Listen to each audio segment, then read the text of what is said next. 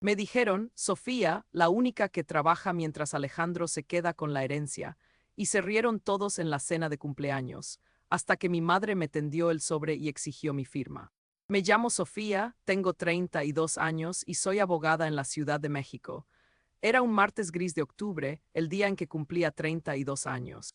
Todo parecía una celebración normal, pero una canción de rock sonaba a todo volumen en la cocina, algo fuera de lugar. En los siguientes 40 minutos escuché cosas que cambiaron para siempre la forma en que veía a mi propia madre. Y lo que hice después terminaría rompiendo a mi familia. Me escondí detrás del gran armario del comedor, el mismo donde guardábamos los manteles de fiesta. El perfume floral de Lucía impregnaba el aire, dulce pero asfixiante. Los tacones de Alejandro resonaban sobre el parquet, marcando cada paso con un clic metálico. El sofá emitía un leve suspiro cuando alguien se acomodaba, como si el mueble respirara. Sentía mi corazón golpeando el pecho, fuerte, como un tambor que no podía silenciar. De pronto, la puerta del pasillo se abrió de golpe.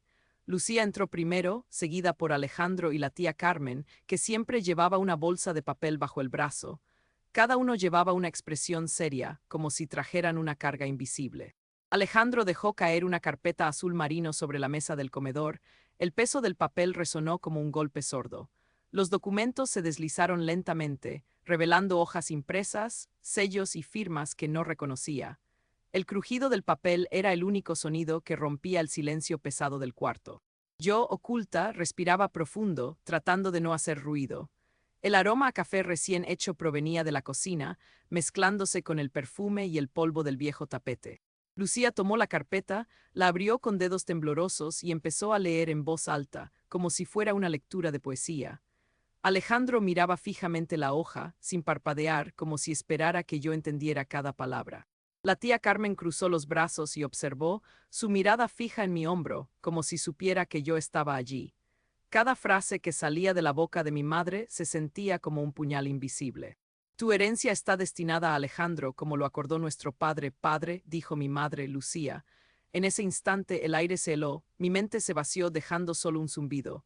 Herencia, ¿de quién hablaban? No podía moverme, no podía respirar. Cada palabra suya era un golpe. No había escuchado bien, pensé. Debía ser una broma, una conversación ajena, no había escuchado bien, pensé. Debía ser una broma, una conversación ajena. Pero el sonido de las hojas al pasar, el susurro del papel, era tan real que sentí el frío subiendo por mi cuello. Mis dedos temblaron al intentar cerrar la puerta del pasillo. El pomo chirrió como si temiera que la cerrara con la fuerza del silencio. La tía Carmen, con la bolsa de papel bajo el brazo, se acercó y me miró directamente a los ojos. Su mirada era fría, pero había un destello de duda que me hizo temblar. ¿Estás bien?, preguntó, aunque sus palabras parecían una orden más que una preocupación. Yo, sin saber cómo responder, levanté la mirada al techo y vi la lámpara colgante que siempre había iluminado los momentos de reunión familiar. La luz se volvió tenue, casi como un recordatorio de que todo aquello que antes había sido claro y familiar ahora se había vuelto un laberinto. El calor del café se mezclaba con el olor a madera vieja que impregnaba la sala. Ese aroma siempre me había traído recuerdos de la infancia, pero ahora parecía una barrera que separaba mi pasado de este presente incierto. Lucía, con la voz quebrada, continuó leyendo la última línea del documento. Cada palabra era un golpe que resonaba en mi pecho, una prueba más de que la herencia que había creído que pertenecía a mí, a mi propio futuro, estaba siendo despojada sin mi consentimiento. El silencio volvió a caer, más denso que antes. La sala parecía contener la respiración de todos, y yo sentía que mi propia respiración se detenía en un instante de terror. Entonces, la abogada, una mujer de mediana edad con gafas y una carpeta en la mano, se acercó al centro de la mesa. Su voz era calmada, pero firme. Esto es un documento válido. Todos los firmantes están de acuerdo con la asignación de la propiedad a Alejandro. Mi corazón se hundió. No había ninguna cláusula que me protegiera, ninguna carta de mi padre que hubiera sido ignorada. La abogada, con un gesto rápido, mostró un documento de la notaría, un certificado de capacidad mental de mi madre firmado por el médico, con la frase «capacidad plena» escrita en tinta negra. Yo sentí que mi mundo se desmoronaba, pero dentro de mí también surgió un fuego que no había sentido en años. No era solo la pérdida de la casa, era el golpe a mi dignidad, a mi derecho de decidir. El silencio se rompió cuando, de repente, la puerta principal se abrió y un coche de la policía se detuvo frente a la casa. La policía, con su uniforme gris, entró con la autoridad de quienes llevan la ley en sus manos. Yo, con la voz temblorosa, levanté las manos y, sin decir nada, los dejé caer sobre la mesa, junto a la carpeta azul. La tía Carmen, al ver el gesto, se dio cuenta de que había subestimado la fuerza de mi silencio. Sus ojos se encontraron con los míos, y en ese instante comprendió que la verdad había llegado. El silencio se volvió testigo de la verdad, y la policía, con una sonrisa de profesionalismo, tomó los papeles y los llevó a la sala de registro. Cuando la policía se fue, la casa quedó en silencio, pero el peso de la decisión ya no era mío. Yo, con lágrimas en los ojos, senté a mi madre, a Lucía y a Alejandro. Cada uno de ellos miraba en silencio, comprendiendo que la herencia no era un juego de poder. El aire se volvió. Mi madre, Lucía, siempre ha sido una mujer muy controladora, como un termostato que regula la temperatura de la familia. Si está tibia, todos respiramos. Mi hermano Alejandro siempre ha sido su favorito y yo he aprendido a vivir con eso. Recuerdo que mi abuela, Elena, me decía que la familia es como un árbol y que cada rama tiene su propio ritmo de crecimiento. Pero en mi familia siempre ha habido una rama que ha crecido más que las demás y esa rama es la de mi hermano. Mi madre siempre ha encontrado la forma de hacer que él se sienta especial y yo he tenido que aprender a aceptarlo. Pero había algo que no encajaba.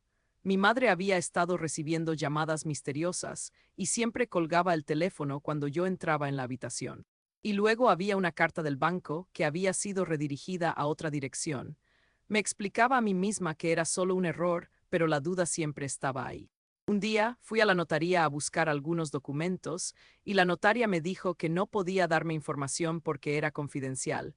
Me sentí confundida y un poco asustada. ¿Qué estaba pasando en mi familia que no podía saber? Y esa es la parte que todavía no me perdono, haberme dejado convencer de callar y no investigar más. Mi profesión como abogada me ha enseñado a ser detallista y a buscar pruebas, y eso es lo que comencé a hacer.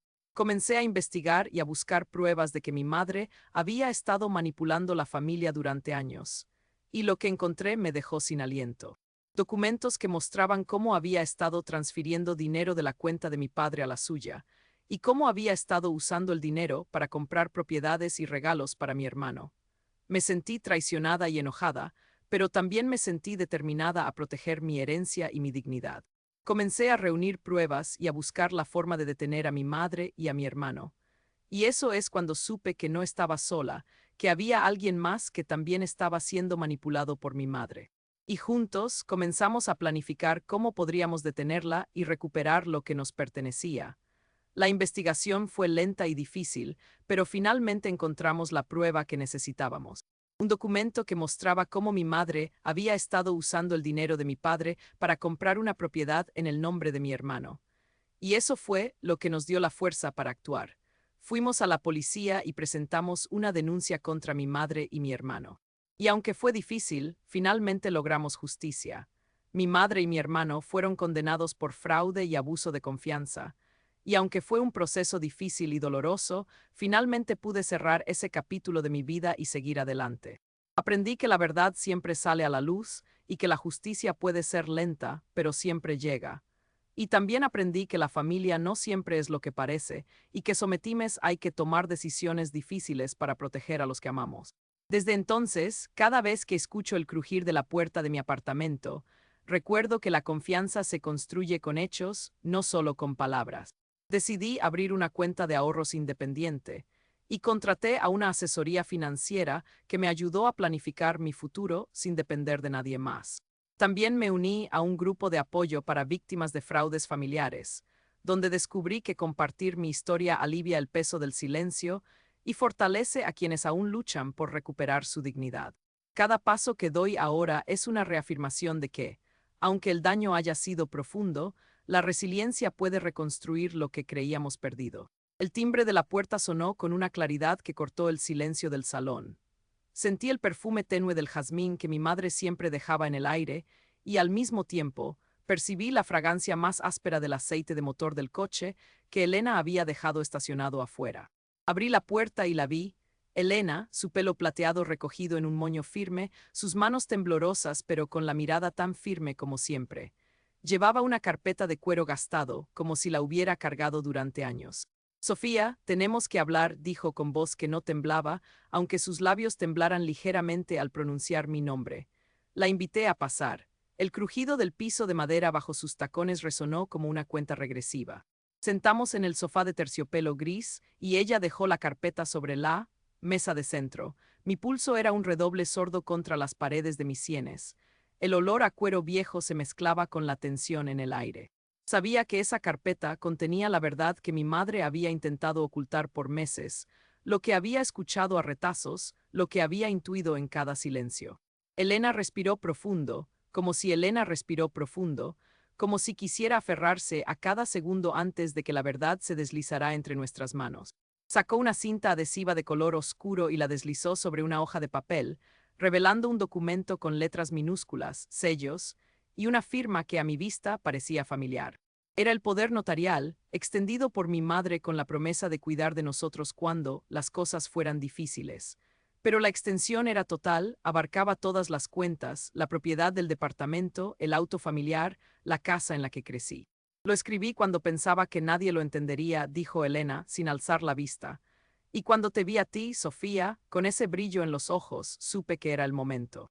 La carpeta contenía también un contrato de venta, firmado por mi madre, de la casa de la esquina, con una firma que no coincidía con la que había visto antes. Elena sacó una foto de su teléfono, una foto de la familia en la boda del padre de mi madre, con mi madre de pie, sonriendo, con un hombre que no reconocía.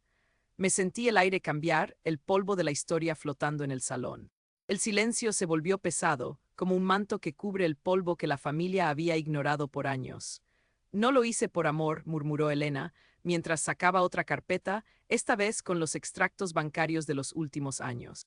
Los números mostraban transferencias regulares a una cuenta en el extranjero, sin ningún motivo aparente.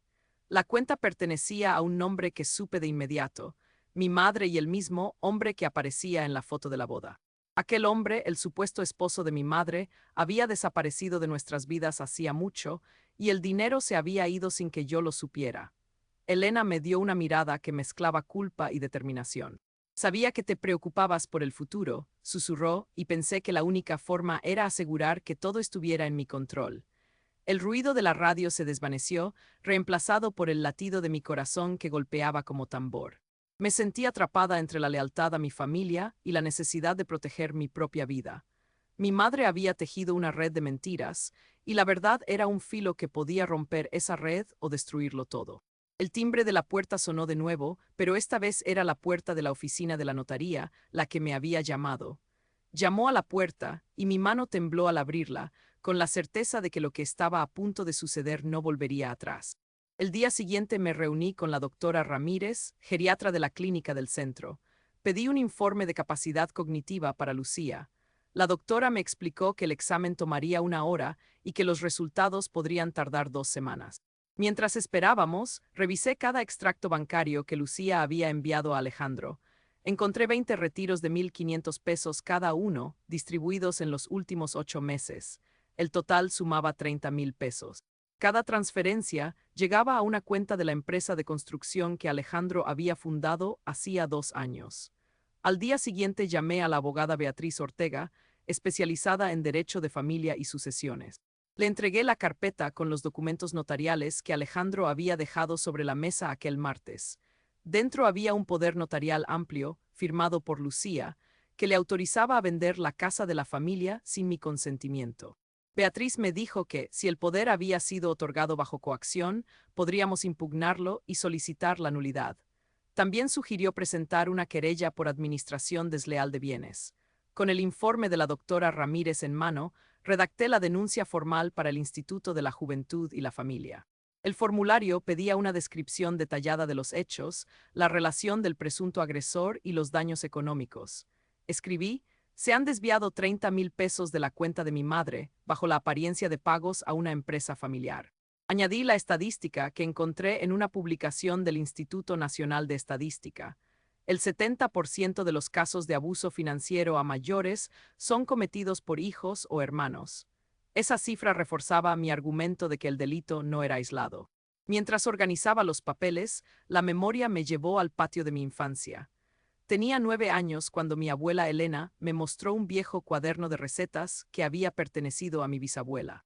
En una de las páginas, mi abuela había anotado una lista de deudas que la familia debía pagar. Ese cuaderno estaba guardado en la caja de galletas del comedor.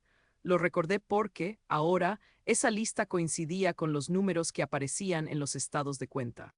Era como si la historia se repitiera, solo que esta vez yo era la que tenía la llave para abrirla. Al día siguiente Alejandro llegó a la casa con una llave nueva. Cambió todas las cerraduras y colocó una cadena en la puerta del dormitorio de Lucía. Me llamó y con voz calmada me dijo que estaba protegiendo a su madre de decisiones impulsivas. Me acusó de ser la interesada, de querer quedarse con la herencia. Me envió un mensaje de texto diciendo que había contratado a una investigadora privada para verificar mis intenciones. Sentí la presión aumentar, pero mantuve la calma. Cada amenaza reforzaba mi convicción de que necesitaba pruebas irrefutables. Beatriz me recomendó solicitar una medida cautelar ante el juzgado de lo familiar. Con ella, presenté la solicitud de embargo de los bienes de Alejandro y la restitución de los fondos desviados. La medida requería una audiencia dentro de 10 días hábiles. También pedí que el juez ordenara el ingreso de un asistente social al hogar para supervisar a Lucía y evitar nuevas manipulaciones. El asistente social, la señorita Pérez, tomó notas de cada conversación y registró que Lucía mostraba signos de ansiedad cuando Alejandro entraba al salón. Mientras tanto, Lucía, ajena a todo, siguió su rutina diaria. Cada mañana preparaba café en la cocina, el aroma a canela llenaba el aire y el sonido de la licuadora marcaba el inicio del día. Yo la observaba desde la ventana del despacho, anotando cada gesto. Cuando Alejandro le entregaba un sobre, ella lo aceptaba sin preguntar.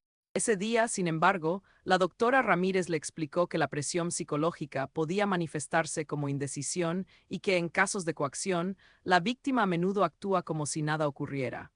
El expediente creció. Añadí los registros de los mensajes de texto de Alejandro, la copia del poder notarial, los extractos bancarios y el informe gerontológico. Cada documento quedó archivado en una carpeta azul, sellada con cinta adhesiva. La carpeta era mi prueba tangible, la pieza que una vez presentada haría que la mentira de Alejandro se derrumbara. A medida que el día de la audiencia se acercaba, la tensión en la casa se volvió palpable. Los vecinos comentaban que la familia estaba en una guerra silenciosa.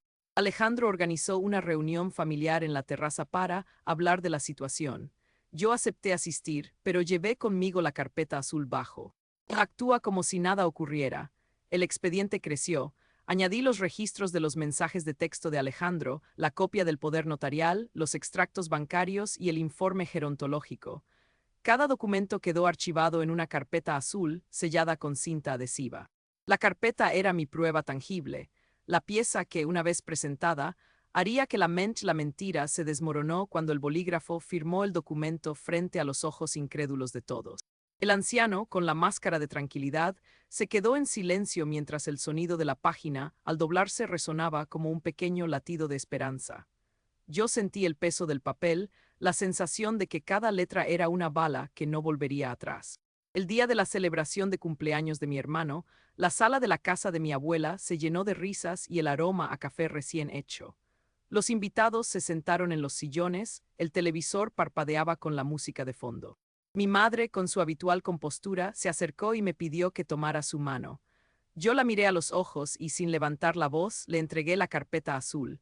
Se la entregó a la notaria, quien la revisó con atención, marcó los puntos y finalmente la firmó. El silencio que siguió fue más pesado que cualquier palabra. Todos los presentes se quedaron en sus asientos, con la mirada fija en los papeles.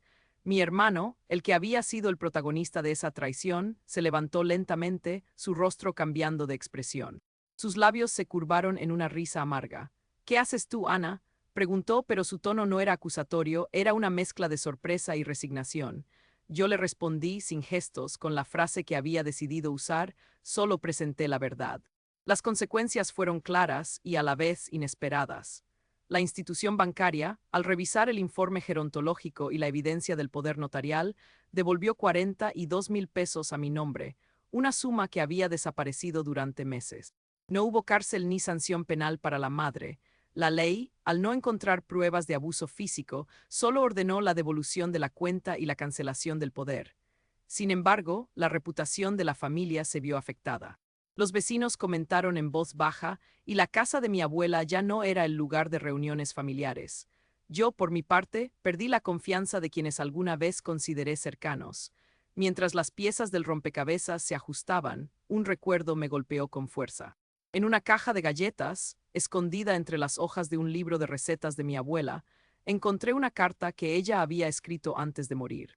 En ella le pedía a su nieta que no se dejara engañar por los lazos de sangre cuando se tratara de la salud de quienes amamos. Su letra, un poco temblorosa, me recordaba los días en que me enseñaba a hornear galletas en la cocina de Monterrey. Esa carta era como un susurro desde el pasado, confirmando lo que mi propio abuelo había revelado justo antes de que mi hermano se levantara de la mesa. Él no solo fin, él no solo fingió estar enfermo para evitar el pago del impuesto de sucesiones, sino que también manipuló los registros del notario para que pareciera que yo había autorizado la transferencia. Al descubrirlo, confronté al abogado de la familia, la LIC. Mariana Gómez, quien confirmó que la firma estaba falsificada. Con esa prueba, presenté una denuncia ante el Ministerio Público y exigí la nulidad del poder notarial. Desde entonces, la verdad quedó al descubierto y la familia tuvo que enfrentar las consecuencias de su traición.